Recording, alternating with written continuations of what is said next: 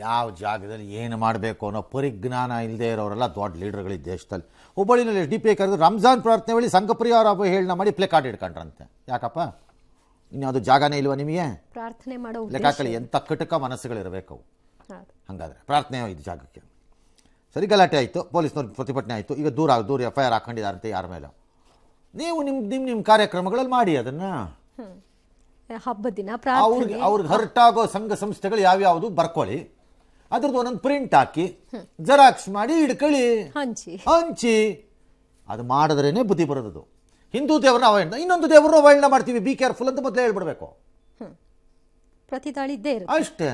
ಇನ್ನು ಪ್ರಧಾನಿಯಾದ ಬಳಿಕ ಮೊದಲ ಬಾರಿಗೆ ನರೇಂದ್ರ ಮೋದಿ ಅವರು ನಿನ್ನೆ ನಾಗ್ಪುರದ RSS ಕಚೇರಿಗೆ ಹೋದ್ರು. ಇದು ಈಗ ಜೋರ್ ಚರ್ಚೆ. ಶಿವಸೇನೆ ನಾಯಕ ಸಂಜಯ್ ರಾವತ್ ಅಂತೂ ಟೀಕೆ ಮಾಡ್ತಾ ಪ್ರಧಾನಿ ಮೋದಿಗೆ ಸೆಪ್ಟೆಂಬರ್ 17ಕ್ಕೆ 75 ವರ್ಷ ಆಗುತ್ತೆ, ಹಾಗಾಗಿ ಅವರ ಪಕ್ಷದ ನಿಯಮದಂತೆ ಅದು ಮೋದಿ ಅವರು ಹೊರಡಕ್ ಮೊದಲು ಸೈಡ್ಗೆ ಹೋಗಿ ಮೊಬೈಲ್ ಅಲ್ಲಿ ರಾವತ್ ಫೋನ್ ಮಾಡಿ ಏನಾಗುತ್ತೆ ಬಾಪ ದಿನ ಬೆಳಗಾದ್ರೆ ನಿನ್ನ ಮನೆ ಮುಂಭಾಗದಲ್ಲಿ ಮೂಲೆಯಲ್ಲಿ ಅಲ್ಲಿ ಮೈಕ್ ಇಟ್ಟಿರ್ತಾರಂತೆ, ಇವ್ರಿಗೊಂದು ಪ್ರತಿಕ್ರಿಯೆ ಕೊಟ್ಟೋಗಕ್ಕೆ. ಡೈಲಿ ಗಣೇಶನ್ ಗುಡಿಗೆ ಬಂದಂಗೆ ಇವ್ರಲ್ಲಿ ಬಂದು ನಿಂತ್ಕೊಂಡು ಅವತ್ತಿನ ಉಡಾಫೆ ಅಂತ ಒಂದನ್ನು ಬಿಟ್ಟು ಹೋಗೋದಂತೆ ಅಲ್ಲಿ ರೈಲನ್ನ.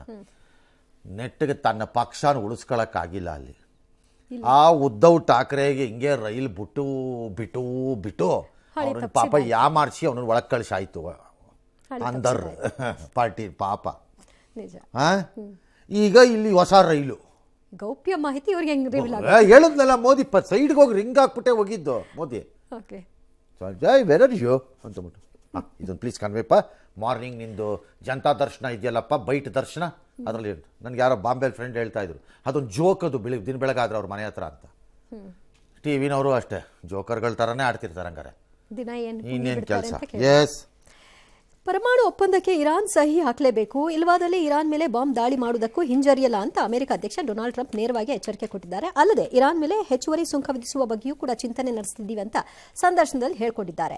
ಇಂತಹ ಗೊಡ್ಡು ಬೆದರಿಕೆಗೆ ನಾವು ಸೊಪ್ಪು ಹಾಕಲ್ಲ, ಯಾವುದೇ ಸಂಭಾವ್ಯ ದಾಳಿಯನ್ನು ಎದುರಿಸೋಕೆ ನಾವು ಸಿದ್ಧ ಅಂತ ಇರಾನ್ ಅಧ್ಯಕ್ಷರು ಕೂಡ ತಿರುಗೇಟ್ ಕೊಟ್ಟಿದ್ದಾರೆ. ಈ ಮಧ್ಯೆ ನನಗೆ ಕೆಲಸ ಮಾಡಲು ಇಷ್ಟ, ಹಾಗಾಗಿ ತಮಾಷೆ ಮಾಡ್ತಾ ಇಲ್ಲ, 3ನೇ ಅವಧಿಗೂ ನಾನೇ ಅಧ್ಯಕ್ಷನಾಗಲು ಬಯಸ್ತೀನಿ ಅಂತ ಟ್ರಂಪ್ ಹೇಳಿದ್ದು ಚರ್ಚೆ. ಅವ್ರ ಫ್ರೆಂಡ್ ಮೋದಿ ಇಂಡಿಯಾನಲ್ಲಿ ಬಿಡ್ತಾರ, ಅವರು ಇಲ್ಲದೆ ಇರೋ 3ನೇ ಅವಧಿ ಕೈ ಹಾಕವ್ರೆ ಸಾಯಪ್ಪ.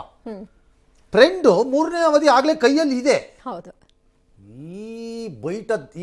ಈ ಬೈಟ್ ಪ್ರೆಸಿಡೆಂಟ್ ಇದಾನಲ್ಲ, ಯಾರು? Sanjay Raut, TV byte president, association president. ಅವ್ರು ಹೇಳ್ಬಿಟ್ರು ಅಂತ ಹೋಗ್ಬಿಡ್ತಾರ. ಹೋದ್ರು ಅವ್ರು ಇಷ್ಟಪ್ಪ, ನಿಮಗೇನು ಹಣೆ ಬರ, ನೀವೆಲ್ಲ ಹಾಲು ಕುಡಿಬೇಕು ತಾನೇ ಅವತ್ತು. ಅವ್ರ ಪಕ್ಷದವರಿಗೆ ಬೇಡವಾಗಿದ್ಮೇಲೆ ಇವ್ರು ಯಾರು ಸರ್ ಕೇಳಕ್ಕೆ? ಫೋನ್ ಮಾಡು ಕರ್ನಾಟಕಕ್ಕೆ, ಚೀಪ್ ಅಂತೆ ನಂದಿನಿ. ಸರ್ 4 ರೂಪಾಯಿ ಜಾಸ್ತಿ ಮಾಡವ್ರೆ. ಆದ್ರೂ ಚೀಪ್ ಕಂಡ್ರೆ ಬೇರೆ ಸ್ಟೇಟ್ ಕಂಪೇರ್ ಮಾಡಿದ್ರೆ ಬೇರೆ ಸ್ಟೇಟ್ ಕಂಪೇರ್ ಮಾಡಿದ್ರೆ ಚೀಪ್. ಅಷ್ಟಕ್ಕೆ ತೃಪ್ತಿ ಪಡ್ಕೊಂಡು ನಾನೊಂದಿನ ಕೇಳ್ತೀನಿ, ಇದು ಡಾಲರ್ ರೇಟು ಇದು ರುಪಿಗೆ ಯಾಕೆ ಹಿಂಗೆ ಆಗ್ಬಿಟ್ಟಿದೆ, ಒಂದು ಸ್ವಲ್ಪ ಈಕ್ವಲ್ ಮಾಡ್ಕೊಡಮ್ಮ ಅಂತ ಕೇಳ್ಬೇಕು. ಡಾಲರ್ ಕೇಳ್ಬೇಕು ಒಂದಿನ. ಲೆವೆಲ್ ಅಲ್ಲ ನಿಂದು ಆ ಕಡಮ ಅನ್ಬೇಕು. ನಿಜ.